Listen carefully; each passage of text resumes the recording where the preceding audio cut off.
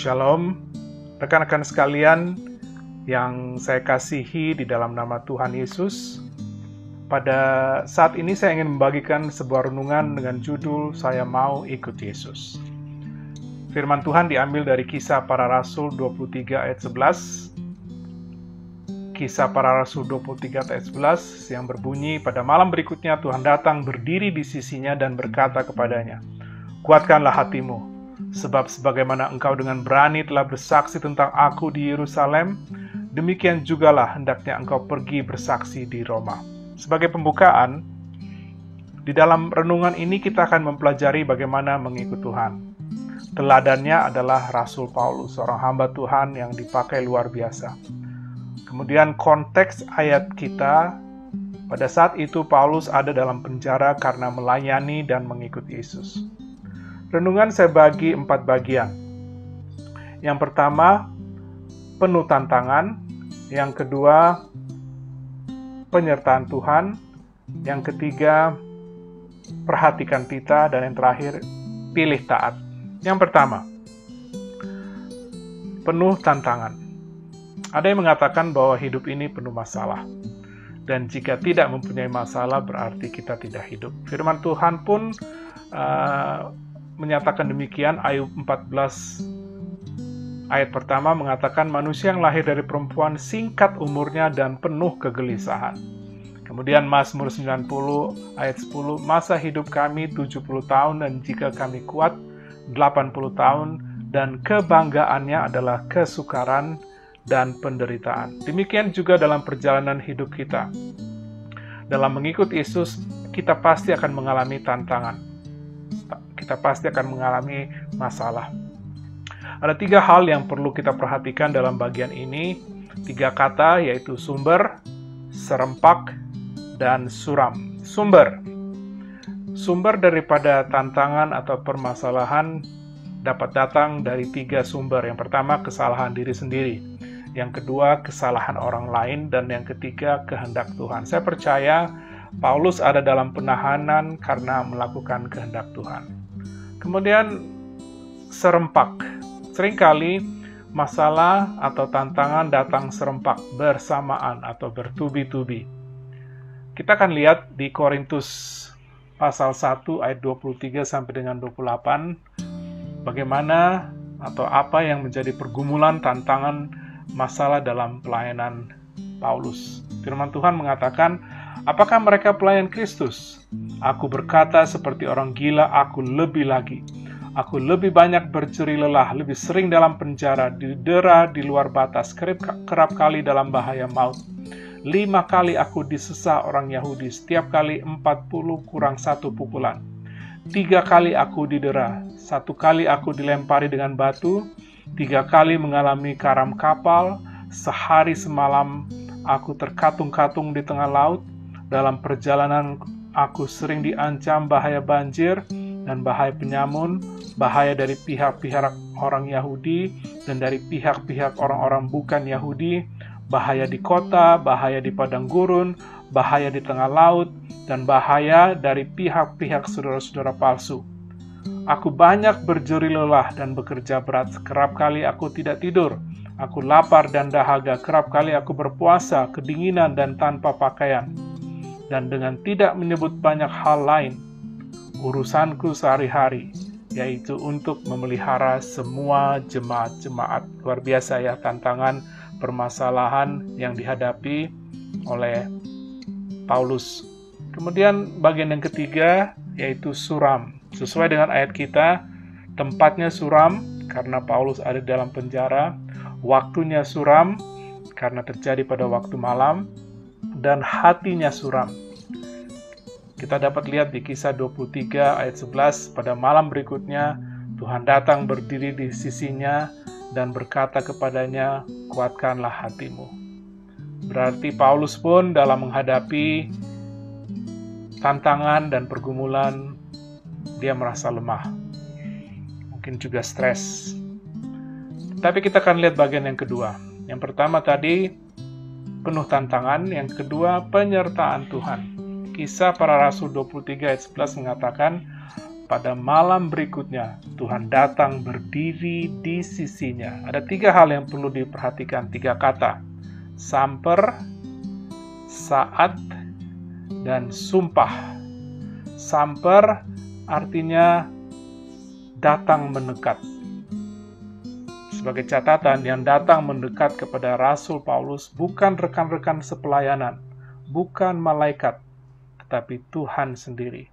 Kemudian kata yang kedua adalah saat. Firman Tuhan mengatakan pada malam berikutnya. Kita mungkin berpikir, kenapa malam berikutnya? Mengapa Tuhan tidak datang pada malam pertama? Saya mau ingatkan bahwa pertolongan Tuhan selalu datang tepat waktu. Tidak pernah terlambat dan tidak pernah terlalu cepat.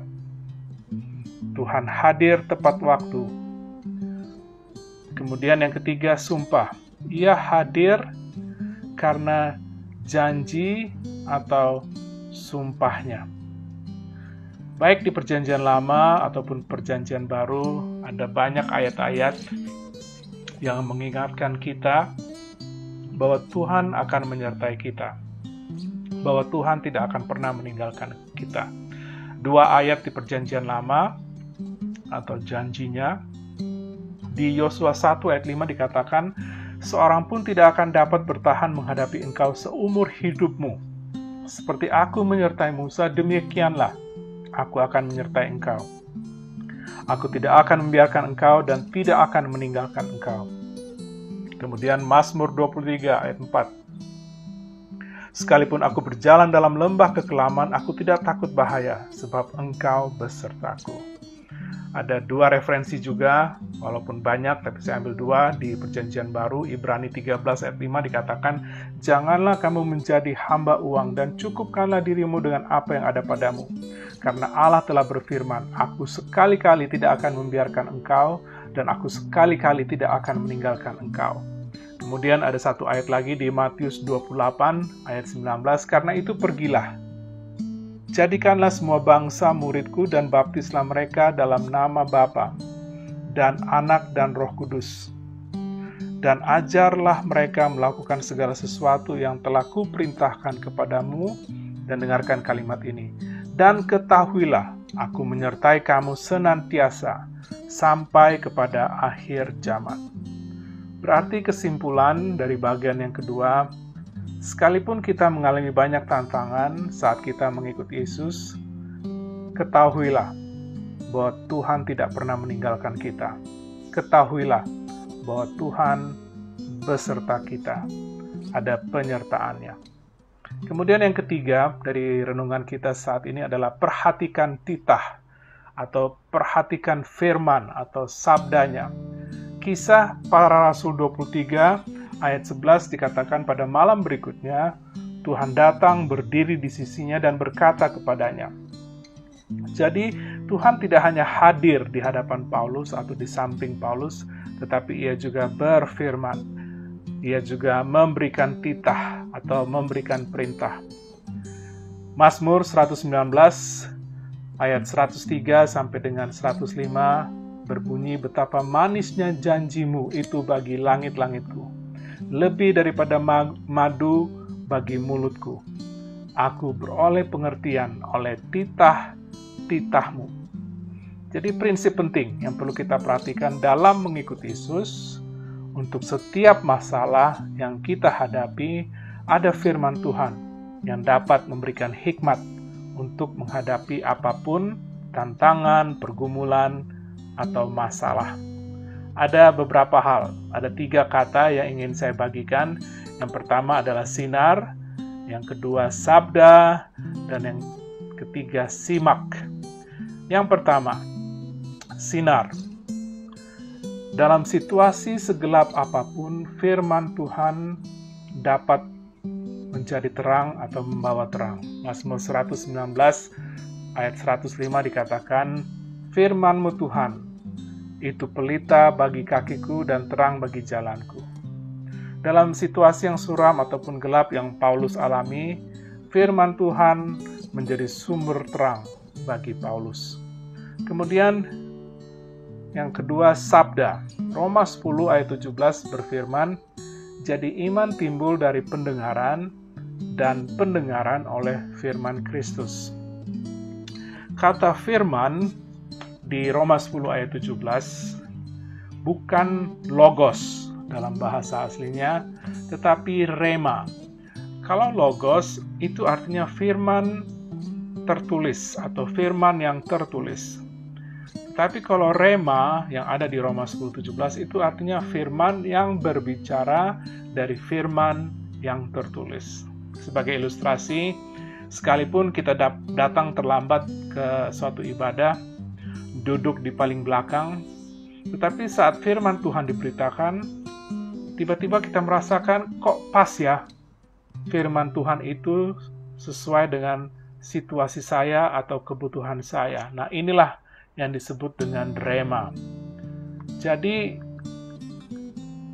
pada saat kita datang mendengarkan firman Tuhan, ada saat-saatnya Tuhan akan mengingatkan kita. Tuhan mungkin akan memanggil kita.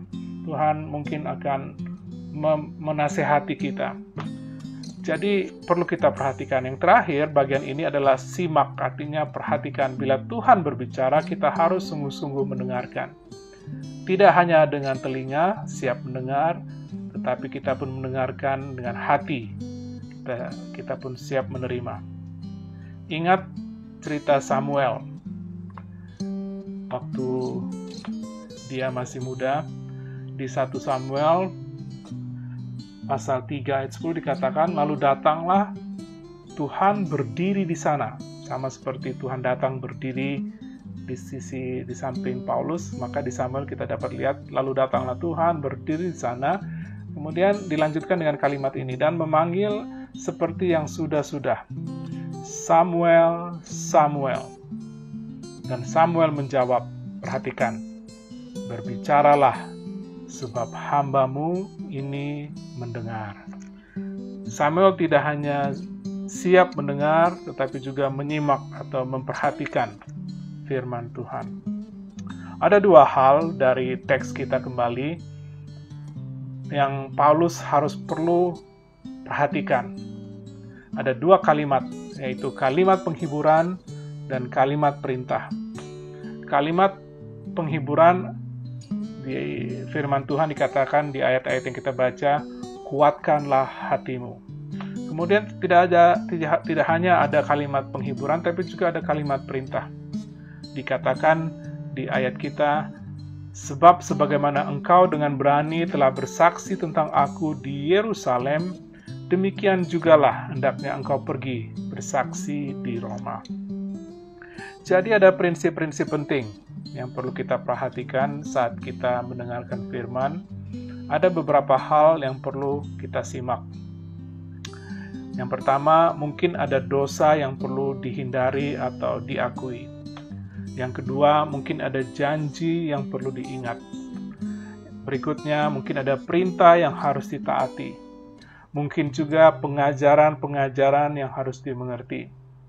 Mungkin ada larangan yang harus kita ikuti. Dan seperti Paulus, mungkin ada penghiburan yang dapat menguatkan.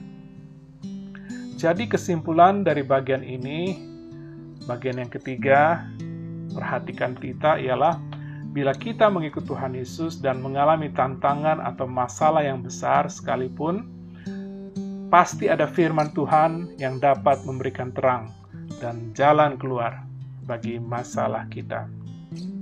Bagian yang terakhir dari renungan ini adalah pilih taat.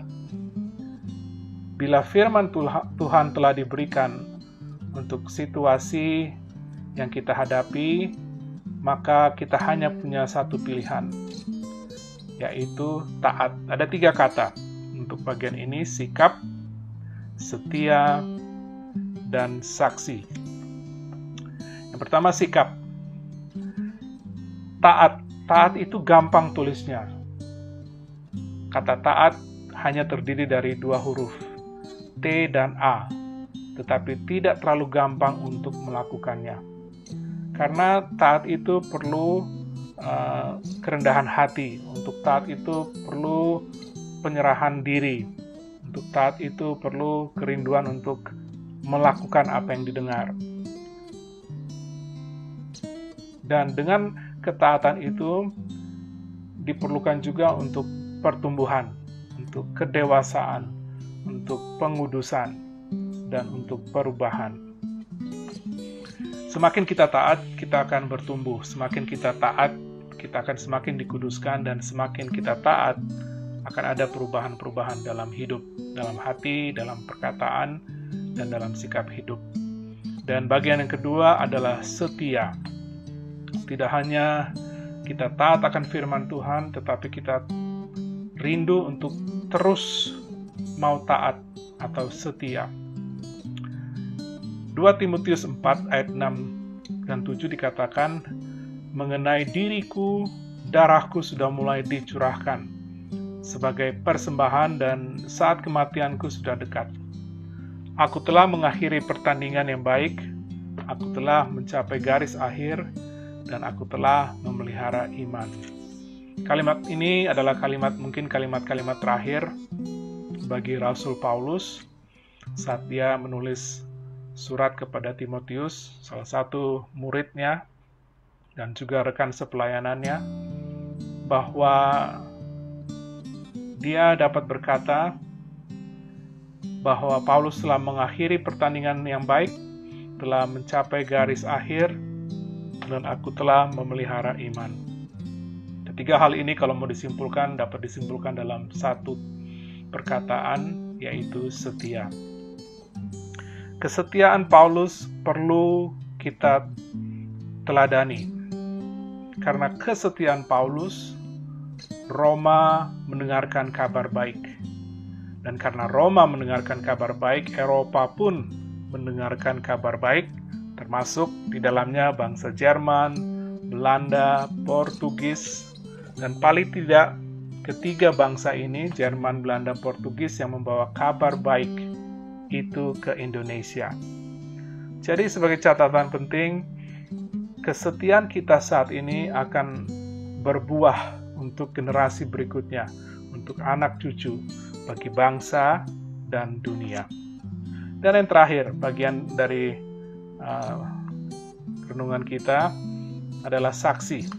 Kisah Para Rasul 23 ayat 11 dikatakan, pada malam berikutnya Tuhan datang berdiri di sisinya dan berkata kepadanya, kuatkanlah hatimu, sebab sebagaimana engkau dengan berani telah bersaksi tentang aku di Yerusalem, demikian jugalah hendaknya engkau pergi bersaksi di Roma. Mengikut Yesus berarti kita menjadi saksi. Menjadi saksi tentang Tuhan Yesus, tentang siapa Dia, tentang kelahirannya, kehidupannya, pelayanannya, pengorbanannya di salib, kematiannya yang mendatangkan keselamatan, kebangkitannya, dan kenaikannya. Kita bersaksi bahwa Yesus adalah satu-satunya juru selamat. Sebagai penutup, kita telah mempelajari dari kehidupan Paulus dalam menghadapi tantangan-tantangan karena mengikut Yesus. Kiranya prinsip-prinsip ini itu menjadi prinsip-prinsip bagi kita juga saat ini. Dengan mengikut Yesus Kristus, kita pasti akan menghadapi tantangan, ada penuh tantangan.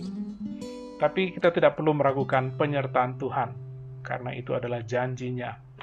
Dan kalau Tuhan beserta kita, maka akan ada firman Tuhan yang menjadi terang dalam semua pergumulan kita. Dan kalau kita sudah mendengarkan firman bagaimana menghadapinya, maka yang Tuhan tuntut adalah ketaatan kita. Dan tidak hanya kita taat, tetapi kita terus taat dengan setia. Mari kita mengikuti teladan Paulus bagaimana ia mengikuti Yesus. Walaupun tantangan tidak kecil, kita percaya bahwa Tuhan beserta kita. Dan karena ia beserta kita, kita perlu mendengarkan firman-Nya. Karena untuk setiap situasi tantangan yang kita hadapi, ada firman Tuhan yang dapat membimbing kita untuk menghadapi tantangan-tantangan hidup. Seperti Paulus, kita harus senantiasa memilih untuk tetap mengikut Dia dengan setia. Kiranya Tuhan Yesus memberkati pemberitaan dan penerapan firman-Nya. Haleluya. Amin.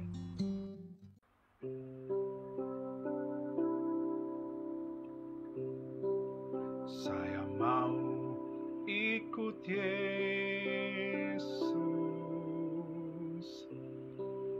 Saya mau ikut Yesus sampai selama-lamanya. Meskipun saya susah menderita dalam dunia, saya mau ikut Yesus sampai selama-lamanya. Saya mau ikut Yesus. Saya mau ikut Yesus sampai selama-lamanya. Meskipun saya susah menderita dalam dunia, saya mau ikut Yesus sampai selama-lamanya. Meskipun saya susah menderita dalam dunia, saya mau ikut Yesus sampai selama-lamanya. Saya mau ikut Yesus sampai selama